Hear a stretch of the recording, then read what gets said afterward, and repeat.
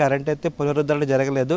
అర్ధరాత్రి సమయంలో కొంతసేపు అంటే ఒక హాఫ్ అన్ అవర్ పాటు కరెంట్ అయితే ఇచ్చారు. విద్యుత్ సరఫరాను పునరుద్ధరించారు. కానీ మళ్ళీ ఆ తర్వాత నిలిపివేస్తారు. ఎందుకంటే చాలా చోట్ల విద్యుత్ స్తంభాలు నేలకొరిగాయని చెప్పేసి అధికారులు చెప్తున్నారు. అదేవిధంగా విద్యుత్ వైర్లు కూడా తెగబడ్డాయని చెప్పి అధికారులు చెప్తున్నారు. దానికి సంబంధించి ఇంకా పూర్తి సమాచారం అయితే ఇంకా తెలియాల్సి ఉంది. అదేవిధంగా నర్సాపురం సమీపంలోని మోంతా తుఫాన్ తీరం దాటడంతో ఆ ప్రభావం అయితే నర్సాపురం చుట్టుపక్కల ప్రాంతాల్లో ఎక్కువగా ఉంటుందని చెప్పి అంచనా వేస్తున్నారు. ఇప్పటికే భీమవరం, పాలకొల్లు, ఏలూరు, అదేవిధంగా ఇటువైపు చూస్తే కాకినాడ, ఇటువైపు విజయవాడ, గుంటూరు ఆ ప్రాంతాల్లో అయితే హెవీ రెయిన్స్ పడుతున్నట్లుగా అధికారులు అయితే చెప్తున్నారు.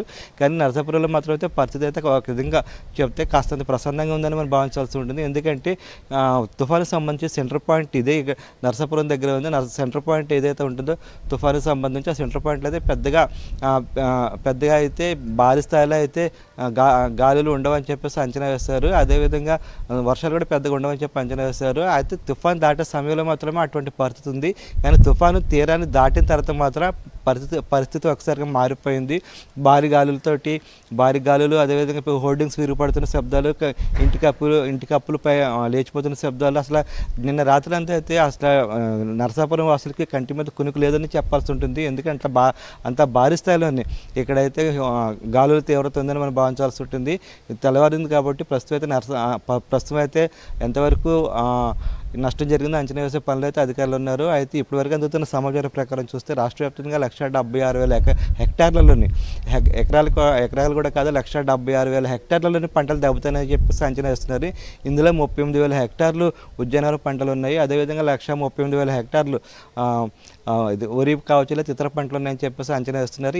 ఇది ఇంకా పెరిగే అవకాశం ఉందని చెప్పేసి అధికారులు అయితే చెప్తున్నారు. అయితే ఎన్యూమినేషన్ ప్రారంభించడానికి ముందుగా అసలు నష్టం ఎంత జరిగింది, అసలు ప్రస్తుత పరిస్థితి ఏంటనేది అధికారుల సమీక్షించాల్సి ఉంటుంది. ఎందుకంటే కొద్ది గంటల క్రితమే తుఫాను తీరాన్ని దాటింది కాబట్టి ఆ ప్రభావం ఇంకా కొన్ని గంటల పాటు ఉండే అవకాశం ఉంది. అదేవిధంగా మరో 24 గంటల నుంచి 48 గంటల పాటు వర్షాలు కూడా పడే అవకాశం ఉంది.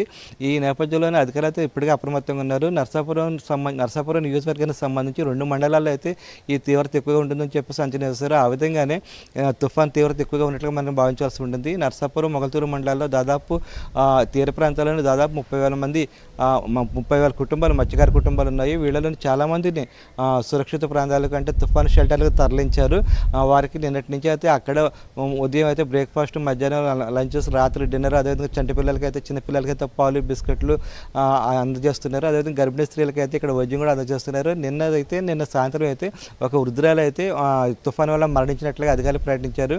పెద్దమైన వాళ్ళ అంకులోని పార్వతి అనే మహిళ, అంటే 75 సంవత్సరాల మహిళ బహిర్భూమికి వెడుతున్న సమయంలోని చెట్టు కూలి ఆమె మీద పడింది. దాంతో అక్కడికక్కడ చనిపోయింది. దాన్ని అధికారులు కూడా అధికారికంగా ధృవీకరించారు. అయితే ఇప్పుడైతే తుఫాన్ అయితే తీరాన్ని దాటింది కాబట్టి ఈ ప్రభావం ఇంకా కొన్ని గంటల పాటు ఉండే అవకాశం ఉంది. ఆ తర్వాత పూర్తిస్థాయిలో ఎన్యూమినేషన్ చేస్తామని చెప్పేసి అధికారులు చెప్తున్నారు. అదేవిధంగా నష్టం అంచనాతో పాటు కుటుంబాల పరిస్థితి ఏ విధంగా కూడా అంచనా వేస్తున్నారు. మరో పక్క చూస్తే మత్స్యకారులను ఆదుకోవడానికి అయితే రాష్ట్ర ప్రభుత్వం ఇప్పటికే చర్యలు చేపట్టింది. ప్రతి కుటుంబానికి 50 కేజీల బియ్యాన్ని ఇవ్వాలని చెప్పేసి నిర్ణయించింది. దీంతో అయితే నర్సాపురం, మొగల్తూరు మండలాల్లోని తీర ప్రాంత గ్రామాల్లో ఉన్న మత్స్యకార కుటుంబాల్లో అయితే కొంత ఆనందం ఉందని మనం భావించాల్సి ఉంటుంది. ఎందుకంటే దాదాపు 5 రోజుల నుంచి అయితే వాళ్ళు వేటకు వెళ్ళడం లేదు. అదేవిధంగా ఎటువంటి ఉపాధి లేని పరిస్థితి. కేవలం మత్స్యకార ఫిషింగ్ ఒకటే కాదు, దాని మీద ఆధారపడి వలలు కట్టేవాళ్ళు, లేకపోతే ఇతర పనులు చేసేవాళ్ళు, బోట్లు రిపేర్ చేసేవాళ్ళు, ఇలాంటి వాళ్ళు చాలామంది ఉంటారు. వీళ్ళందరూ కూడా ఉపాధి లేని పరిస్థితి అయితే కనిపిస్తుంది. రోజువారీ మత్స్యం అయితే లేని పరిస్థితి అయితే మనకు కనిపిస్తుంది. అయితే దీనిని గమనించిన రాష్ట్ర ప్రభుత్వం అయితే ముందుగా మత్స్యకార కుటుంబాలను ఆదుకోవాలని చెప్పేసి నిర్ణయించింది. అదేవిధంగా ఈ తుఫాను వల్ల ఎఫెక్ట్ అయ్యే కుటుంబాలు ఏవైతే ఉన్నాయో వాళ్ళని కూడా ఆదుకోవాలని చెప్పి నిర్ణయించింది.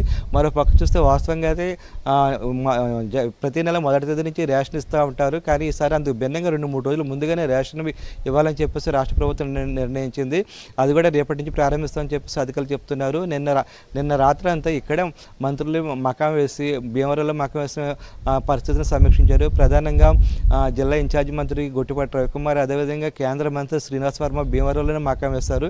జిల్లా కలెక్టర్ నాగరాణి, అదేవిధంగా ఎస్పీ అద్నాన్ నయీం షమీ కూడా ఇక్కడైనా మకాం వేసి పరిస్థితిని సమీక్షించారు. మరో పక్క మంత్రి జలవనరుల శాఖ మంత్రి రామానాయుడు కూడా పాలకొల్లులో నిన్న రాత్రి అంతా నర్సాపురంలో పర్యటించారు. ఆ తర్వాత పాలకొల్లులో ఉంటూ పరిస్థితిని సమీక్షించారు. మొత్తం మీద అయితే పరిస్థితి ఒక విధంగా తీవ్ర తీవ్రంగానే ఉన్నప్పటికీ ఇప్పుడైతే తుఫాన్ తీరం దాటింది కాబట్టి పరిస్థితులు కాస్తంత ఉపశమనం కలిగించేలా ఉంటాయని చెప్పేసి భావిస్తున్నారు. కాస్తంత మెరుగుపడుతాయని చెప్పి భావిస్తున్నారు.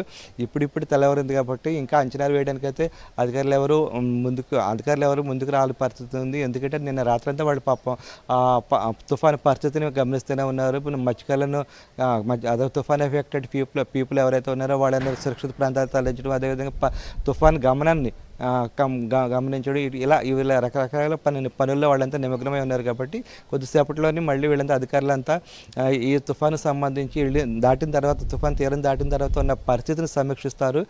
ఎక్కడ ఎఫెక్ట్ ఉంది, ఎంత నష్టం జరిగింది, ఇవన్నీ కూడా ఆలోచించే పరిస్థితి, పర్యవేక్షించే పరిస్థితి అయితే కొద్దిసేపటి తర్వాత ప్రారంభమయ్యే అవకాశం ఉంది. అదేవిధంగా వర్షాలు చూస్తే మాత్రం ప్రస్తుతానికైతే నరసాపురంలోనే ఎటువంటి వర్షం లేదు, కానీ గాలుల తీవ్రత మాత్రం ఎక్కువగా ఉంది. నరసాపురానికి 10 కిలోమీటర్ల దూరంలో ఉన్న పాలకొల్లు, అదేవిధంగా ఆచంటి ప్రాంతాల్లో కూడా గాలుల తీవ్రత ఎక్కువగా ఉంది.